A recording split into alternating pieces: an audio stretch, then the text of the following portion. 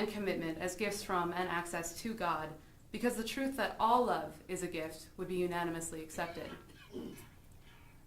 We are seemingly far away from attaining this goal. The hope of one day being able to throw off my shackles at the side of an upward J curve is somewhat stagnant at best, given that new literature continues to be published in favor of heteronormative behavior in the Catholic Church as being one of an especially blessed form of love. I would question whether this harshness of tone that you refer to really has gone down, and whether the temperature has gone down as well. This visitation of our Catholic seminaries, although it was reportedly less disturbing for some who were given the opportunity to speak up about it, should not then be condoned for being less harsh than we expected. What is truly disturbing about our new Pope, what is truly disturbing about this is that our new Pope felt that we should eradicate these perverse men, and that it would serve as the best remedy to more than just the issue of molestation on the part of clergy members. I'm happy that they're so embarrassed in Rome, but I am not certain that they are truly remorseful for the immense stress that they placed on these men in question under, and for the humiliation that they will carry with them throughout the duration of their service to the Catholic Church for having been singled out in such a demeaning way. In this case, shame is no substitution for an apology. And we return to the issue of same-sex love versus heterosexual love.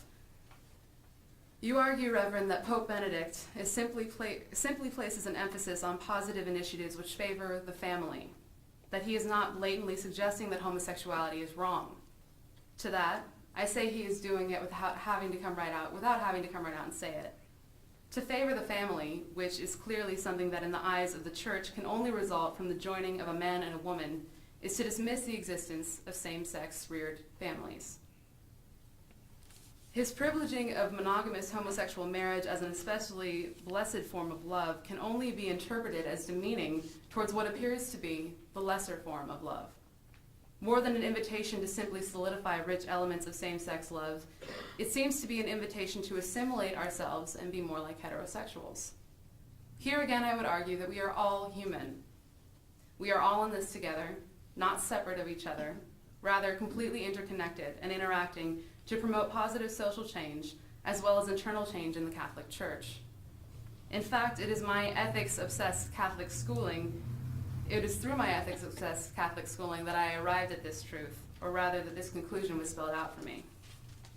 So why now are we expected to applaud these men who are only now engaging in adult discussions about same-sex love for exercising love and respect towards their neighbors as they would themselves?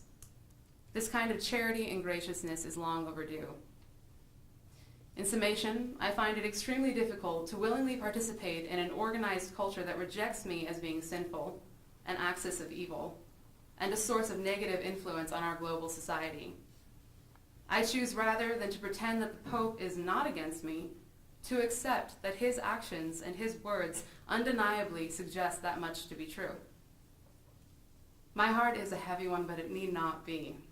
I continue to seek relief and refuge in the men and women in the Catholic Church who constantly challenge such extraordinarily hateful inquisitions and derogatory statements directed at such a loving community. And I will continue in my own manner to defy the challenges set before me in a world that privileges everything I am not. Thank you.